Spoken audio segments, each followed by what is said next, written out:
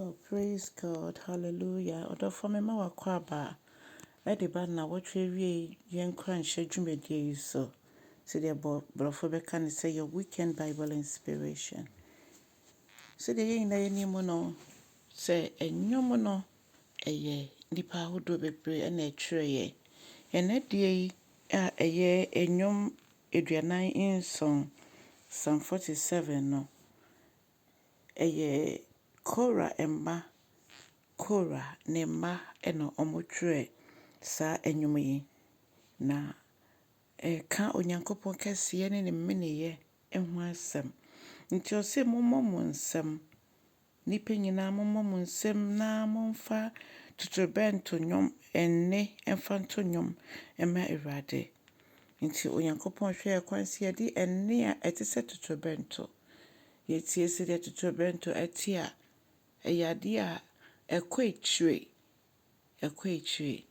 na eda enyumokra wo to no so edi todofo enne anopai se ohumfa wo a onyankopon sa wo yare kwadande bi na da wo so nyame yimfiri wo so woni na age a wenyina yembom ne yenye Awurade aye o se yemfa enni a ahoden wo mu enni a yepeja a edin konim eno na yemfa nto nwom Awurade esanso no edin konim ama yen ti yenso ye chen konim difo hallelujah afio se na Awurade munyankopon no ne hu ye hu oye nyame wo wani na oyo hene kese a ono na wiase anasa sase sutumi nyina ekita no ono na otumi eka nipa hye amamo obibiara authority aye no ono eka omo hye ye na ase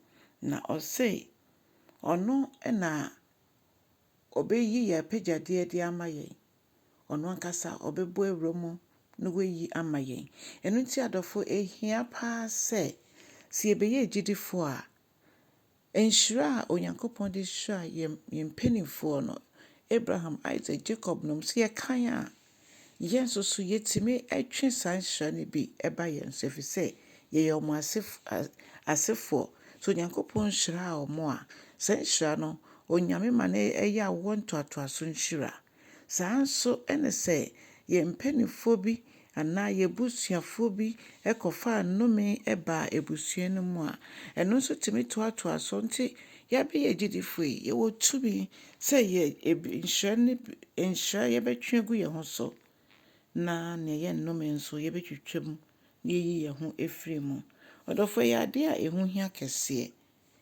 ennom ne be hu se Yesu Kristo ama ye ntumi nti na o se oba ne ye wode hye no wa ye ode hye ampa wonhu no akwan a wonam so a onyame ne waka fa wo no ebepem o se ono nyame ono na wodi nkan epeja enne na Awurade de ne kese te se tuturbento na odi tiemu na mne won so me gidi se ye beto nwom ama onyankopon o se to nwom ma onyankopon to ayeye nwom ma ye hene kese no to ayeye nwom ema onyankopon no nko ani ohene a owo asase yi so to nwom a entiase wom adofo ne de chese empen bebre no eto de bi ye to nwom a yen hyeda entiase onyankopon pese ye yi na ye a ensem a wonwom no mu nso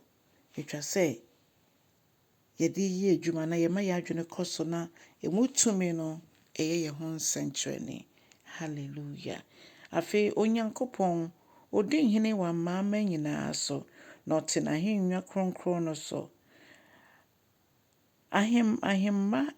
ahemfo emma mmerma ejina nanim etwa ne ho hia na omo ye Abraham nyankopon no nkrofo no omo na nyame ka omo ho asem afi o se ono ankasa eye chem esanse ono na echem nyina brofo beka se shield nyina eye ne dia we che se ye bambofo eno no so no nyankopon bo obi ho ban a Ɔsɛfoɔ no nni kyɛfa bia wɔ n'abrabɔ mu. Ɔnni tumi bia wɔ n'abrabɔ mu.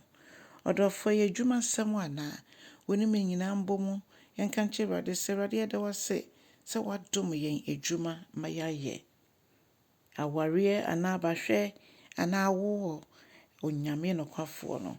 Ɔno a ɔbɔ yɛn ho ban no, ɔbɛdom yɛn ne nyinaa. Ma anuonyam hyɛ no ayɛ ɔno nko ara ne dea. Adɔfonom, saa Nyame yi ɛna ɛtwa sɛ yɛpagya ne din kronkron no. Enyame foforɔ biara nni hɔ a yɛbɛtumi de no ato yɛn Nyankopɔn ho. Ɔdɔfoɔ, enti kyɛ asɛm yi. Yɛ ɔsɛmpɛkani ma Awurade. Afei na wɔtwe wie yɛn nso Nyame ma nyɛ nhyira na nyɛ nkonimdie ɛmfa mma wo. Nea wode wo nsa bɛsom biara ma ɛnyɛ yie. Kyɛ asɛm no nso wɔ Yesu din mu. Amen.